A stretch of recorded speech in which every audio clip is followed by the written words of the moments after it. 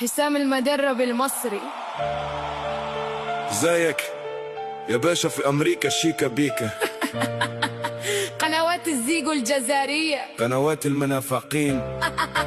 بيبتي أو حفيظ دراجي، وغيركم الكثير من أولاد القاف. في المغرب كرم، في المغرب ضيافة، في أمريكا الصمت وخنوع ولا عين شايفة. هذه هي حقيقتكم، وهذا هو الحقد اللي في قلوبكم. استقبلناكم بالتمر والحليب، في أحسن فنادق 5 نجوم.